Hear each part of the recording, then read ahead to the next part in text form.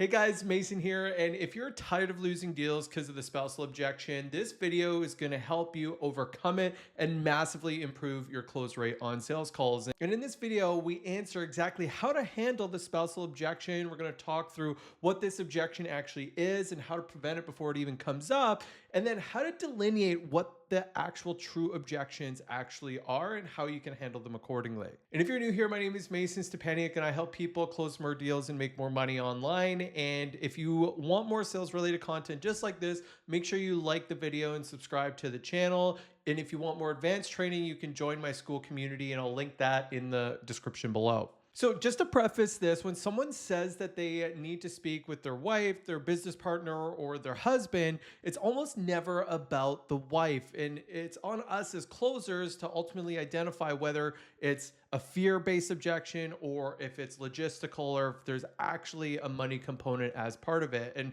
what they're actually saying when they bring this up is that they're either unsure about the investment, they don't want to take responsibility for the decision, or that they just need to get an excuse to get off the call and say no because they feel a little bit nervous to do so. Now, most closers will take this objection right at face value and let them go talk to their wife, and they wonder why the prospect ghosts them and cancels the follow-up call, never to be heard from again. Because what we need to understand is that if you let them go and talk to the wife, you are essentially giving them the opportunity to talk themselves out of the sale, because they're deflecting that uncertainty onto another person who has no context. And ultimately, they're coming from a place of not having confidence in themselves, and they're just deferring that decision to someone who's ultimately going to say no, especially if the investment is significant.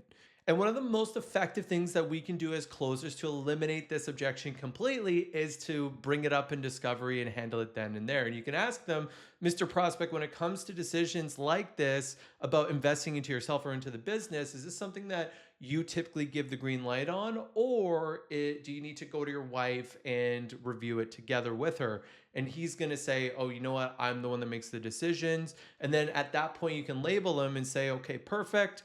I can imagine that your wife actually trusts you to make decisions that are going to be a great fit and put you and your family in a better situation. Is that correct? And they're going to say yes. Okay, perfect. Okay, perfect. And then if we decide today that it's a good fit and that it'll help and it's the right solution for you, do you feel like you'd be willing to move forward without having to go speak to her? And then at that point, if they say yes, which they should 70 to 80% of the time, now you've established that the business decisions are the responsibility for them to do. Okay, so now for actually handling the objection, the first thing we need to do is to isolate whether it's a logistics objection or a fear-based objection. And 90% of the time, it's going to be a fear or uncertainty-based objection. However, it can come up in conversation. And a couple things that do indicate that it is a logistical-based objection is either they have a business partner with equity in the company that is actually involved with the decision, which again is a valid topic of conversation. It's not going to be their money that they're investing, so they're getting money from family or from their spouse, or they have shared bank accounts. Like, those are typically the main three that could come up in conversation that indicates it's logistical. Every other scenario, it's almost always fear disguised as the spouse or the business partner.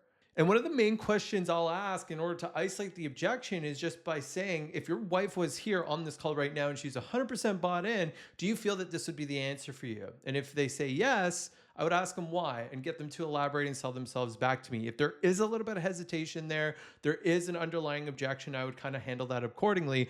And then I would follow up with them and ask, okay, let's just say you were to go and tell your wife about the program and she says no.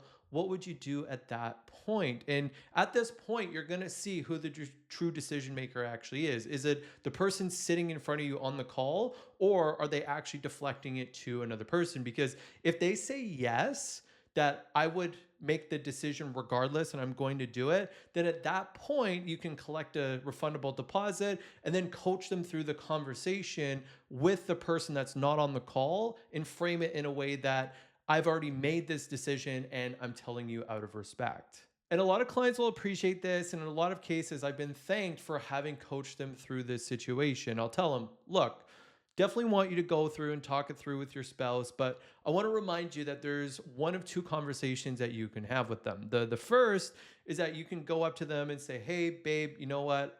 this business of mine has been super turbulent. There's been lots of ups and downs and stresses. And I talked to this guy on the internet to help me solve that. And he wants me to give him $10,000. How do you feel that that conversation is going to go? And they're going to say, oh, it's probably not going to go very well. Exactly. The second conversation you can have with them is that, hey, babe, you know what? I know I've let you down with the business in the past, but I have made the decision and I've committed to making this better and getting the business to where it already should be. And I've found someone that's going to help us get there. But before I move forward, I just want to make sure that I have your emotional support and your buy-in so I know that we're in this together. Now, Mr. Prospect, let me ask you, which of those conversations do you feel like is going to go better and ultimately convince his wife? And they're going to say, well, obviously the second. And I'll ask, why is that? Because it's more confident. You're coming in with the frame that you have made the decision. So again, the real question is, when you go talk to your wife, which one of those guys do you want to be, the first or the second? And they're going to tell you the second.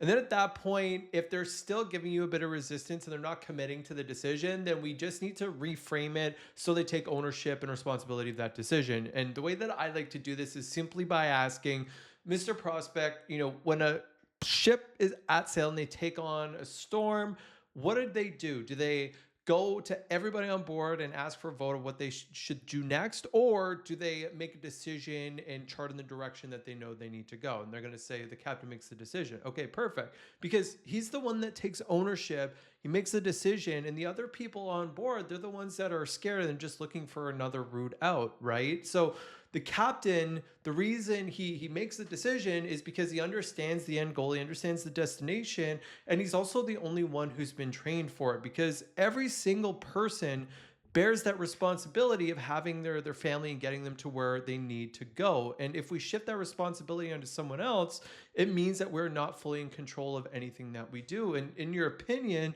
whose responsibility is to provide for your family in the way that you want to? Is it yours or is it theirs? And they're going to say, oh, it's mine. Okay, perfect. So what happens if you continue leaving your outcomes to other people, and more so on your wife? And they're going to say, well, she's not going to have confidence in me, and we're not going to go to where we need to go. And if that's the case, and you don't want to put the decision on them, for you as the leader of your family and the captain of your ship and of your business, who do you need to become that's ultimately going to put them in a better position? And how do you need to make a decision that's going to help get them to where they need to go?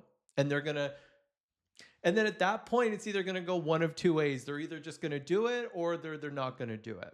Now, from there, they'll either take ownership of the decision and ultimately decide to do it, or they're not going to do it. And if they don't, we need to dig a little bit deeper in understanding what the limiting belief is and outline that it is a symptom of the problem that they're currently facing. And I'll tell them, Mr. Prospect, the reason most people want to check in with their wives is usually one of two situations. Either they don't have the money to do it physically, or they're not confident in themselves to be able to take this step, and they don't want to deal with their wives if it doesn't work out. Now, at the end of the day, both of these are just symptoms of the fact that you don't have the belief in yourself to ultimately take this next step. Now tell me, if you were to go to your wife and tell her that you invested into your skill set to provide for the family at the level that you wanted to, and also to give her the life that you never had, like, what would she be mad about in that situation? And they're going to say, oh, probably nothing. And on the contrary, how is she going to view you if you have a problem you need to solve, but because you couldn't step out of your own belief patterns and your own ways of thinking, you weren't able to solve it? Like, what happens at that point? Okay. And at that point, they're going to be like, oh, you know what? It's not going to be a good situation. Okay, perfect. Why is it not going to be a good situation? Well, because I didn't get the problem solved. All right. Do we want to be the husband and the leader of the family that gets problem solved? Or do we want to be the one that always leans on others, trying to fix problems instead of actually being the one to solve it ourselves? And they're going to say, I want to be the one that solves it ourselves. Okay, perfect. So who do you need to become in this moment, and what decision do you need to make in order to put your family in the best possible situation to solve the problem that you need to solve and give them the life that they deserve? And then at that point, they're going to make the decision to ultimately move forward with you and your solution. And at that point, you have successfully handled the wife objection. All right, guys, that's it for the video. Make sure you go through it a couple times, write it out, and truly master it. Because if you can, you're going to be able to handle this objection and get more deals across the line and ultimately make more money. So if you got value from the video today, make sure you like the video and subscribe to the channel for more sales related content. And if you want more advanced help, you can either join my school community through the link below, or you can schedule a call with me and my team, and we can give you a little bit more personalized one-on-one coaching. So thanks again for watching. My name is Mason Stepanek, and we will see you on the next video.